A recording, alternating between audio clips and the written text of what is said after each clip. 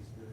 Now fast forward to this individual, this French chef who has these sauces. So were you this taster? How did you start this? Sort of. Well, I had a lot of experience as a server. I was trying to be just a server at that time. His restaurant was maybe the best restaurant in Los Angeles at the time. It was right up there with Bellagio.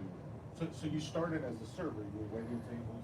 I would wait tables. So how did that connection Well, start? I found myself just naturally drawn to higher and higher restaurants. I just kept finding myself, wow, this is really cool.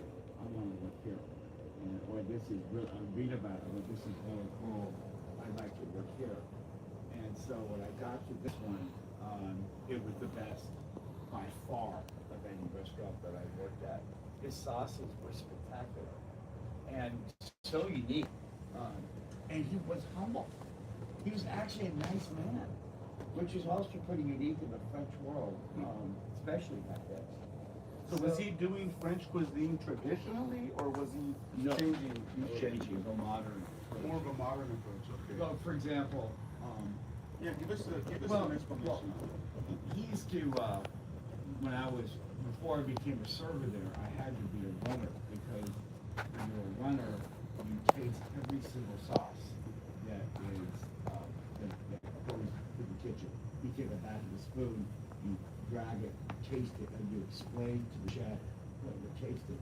That way, he knows that you really do know how to tell a customer what the sauce is. So you could say it's a ginger, it's a subtle ginger underneath this, or the sunshine line, or whatever. And that was his requisite. Every Yes, runner had to do yes. that. Everybody who that became a server, unless they were from a really, really, really high-end restaurant, I think they had to start at the way that I did. That's pretty particular because it's kind of putting you in that same scenario as you were when you were back when you were a kid, right? It was very much like that. So it didn't scare me at all. I mean, I didn't know how great the restaurant was until I started tasting the sauces. He made a sauce for scallops that I still remember the taste that I had. And I never saw a recipe, but as I learned sauce making later on, I could figure out what he did. But it took a while, to figure it out. But he took grilled scallops, and then when the scallops were just barely cooked, he would then take a little bit of the natural brine from the scallop, the juice of the scallop itself, and would add Sauterne wine to it to create this base that he used with a little shredded ginger and shredded carrot to create this sort of the sweetness of the Sauterne that sort of gelled with the ginger a little bit, and it was because it had the scallop essence underneath that from the really the scallop, and he would make that what they call a la minute, which would be last second. So they would make the sauce in the pan after the scallops were cooked. And you have to realize this is like a Saturday night. You got 100 people at a restaurant, and you've got maybe 4 dishes for each person. So this little tiny kitchen is trying to produce 300 or 400 dishes with different, mostly pan sauces. Some sauces are pre-made and held, for sure. It's not every sausage being made in pan, but a lot of dishes. So you had basically people who went to culinary school in every position in the kitchen except the dishwasher. I mean, that cost today would be unfathomable. You couldn't afford to have a restaurant without charging like the French Laundry, at $1,200, $1,400 today for a meal for two, because it costs so much to have those kind of people. Yeah, on board, making sure. Yeah. But it was fantastic experience, and tasting the sauces night after night. I was going home just I couldn't remember the sauces. I gotta figure this out. I have to figure this out. This is magic. Was that like your calling? You would say? Yeah. Okay. Because I followed my passions 3 different times already, and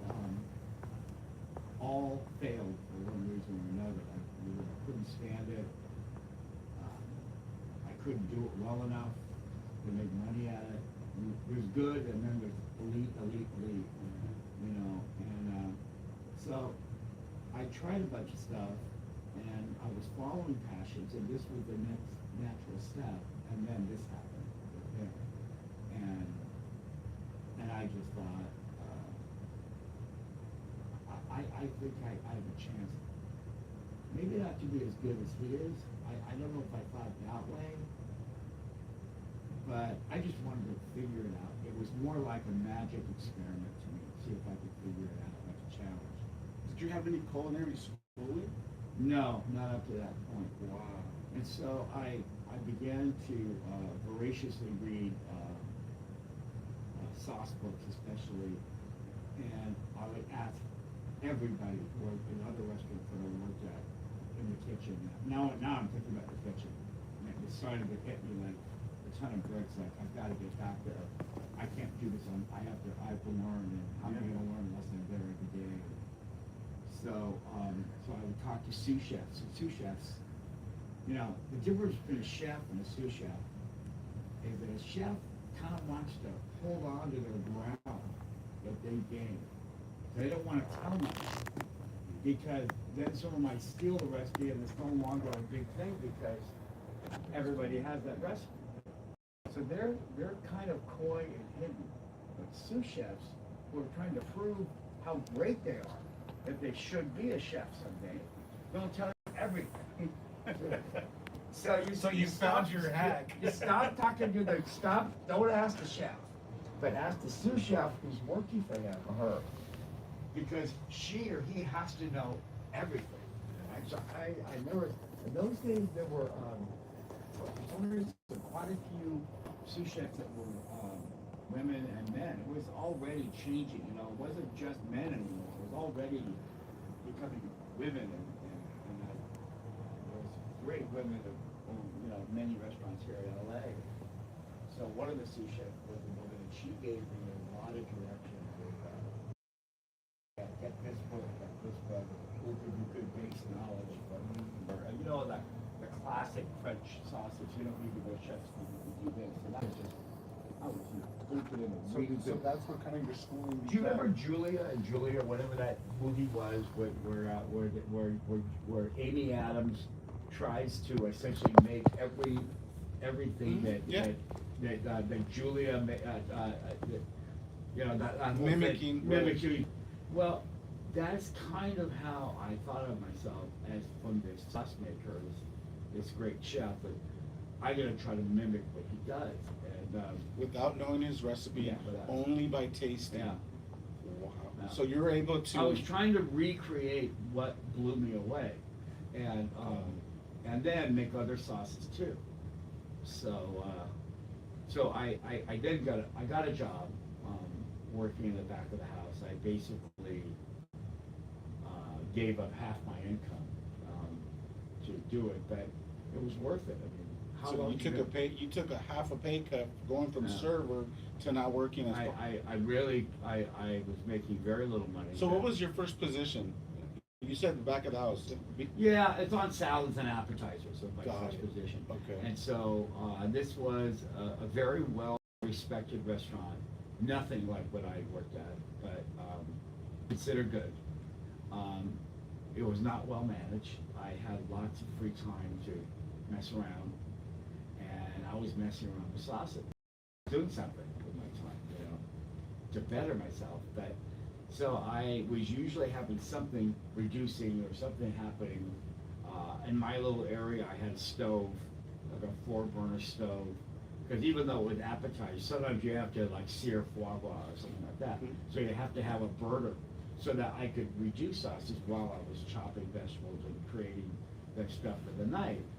And so the head chef came by and said, "What's that on the stove?" And I didn't think anyone was even noticing. You know, I certainly wasn't talking about it.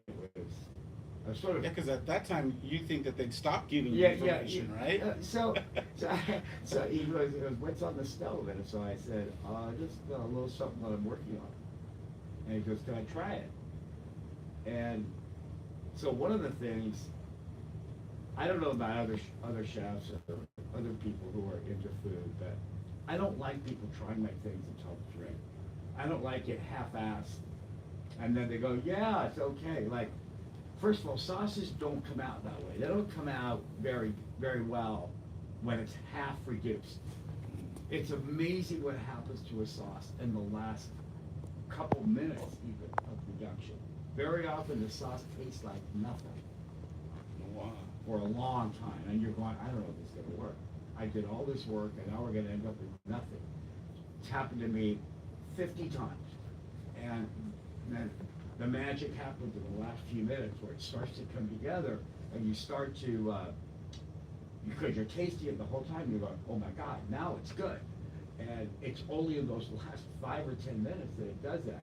And then it overdoes it. You gotta almost add water now to bring it back up, because it's heating, so it continues to reduce, sometimes past the point. But it's just amazing, you start something like this, and you end up with something like this. It takes a lot of reduction to get to that point. That flavor. So he wants to taste it, it's not ready yet, and I'm just going, fuck, you know, it's just, like, what am I gonna do? You know, he caught me red-handed, I can't say no, don't try it. I didn't I didn't have the balls, I said, I could have, I guess, but I didn't, so I said, sure, and he tried it, and he said, wow, I want you to be my guy that makes special sauces. And I desire. It's not I even am done. not even close Yeah. to where I need to be to have that happen. But who's to say no to that, right? I mean, that's your dream, is to become sort of the saucier for a good restaurant. But I look back at it now, because he was 25 years old, the head chef at 25 at a good restaurant. I look back at it now, I think he was maybe over his head. He couldn't come up with stuff himself.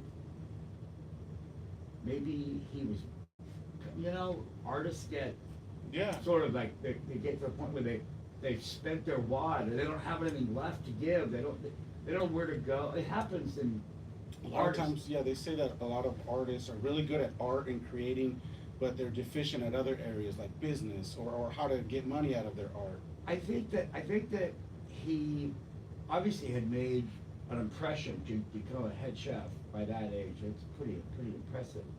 But he was either bored or lazy, or maybe both. When I started to interview